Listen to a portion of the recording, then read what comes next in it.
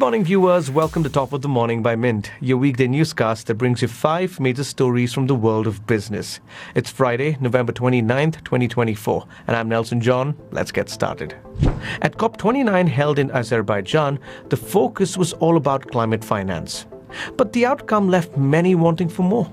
Initially aiming for $1.3 trillion annually, negotiators ended up agreeing only on $300 billion a year by 2035, which didn't sit well with developing countries.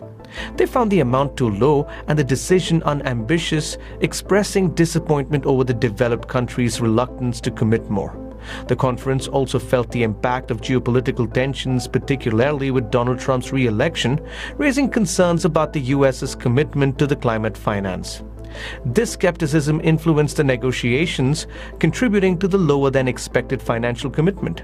Pia Nima takes a deep dive into the happenings of the recently concluded COP29 in Azerbaijan. Stellaris Venture Partners just launched its biggest fund yet at $300 million, sticking to that number despite heavy interest.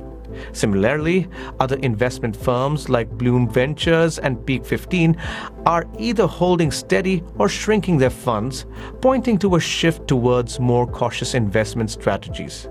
Venture capital firms are getting more selective, influenced by past fund performances and the current economic climate, which demands realistic startup valuations.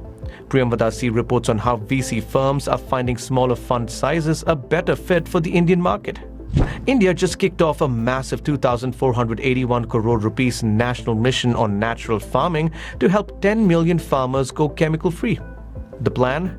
Roll out 10,000 bio-input resource centers and train farmers using model farms.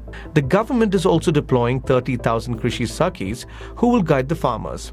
Now, what's the difference between natural and organic farming, you may ask? Both avoid chemicals, but organic farming needs strict certification and a few years to switch from conventional methods.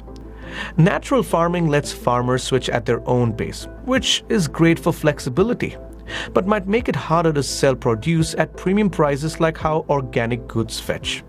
In today's primer, Sayanthan Bera explains how natural farming can affect the kind of food you consume and whether the method will make it safer to eat. This year, one company wants to hire an IITian at a salary of 1.9 crore rupees. The catch? The AI company from San Francisco wants aspirants to create a Google-proof questionnaire that ChatGPT can't solve.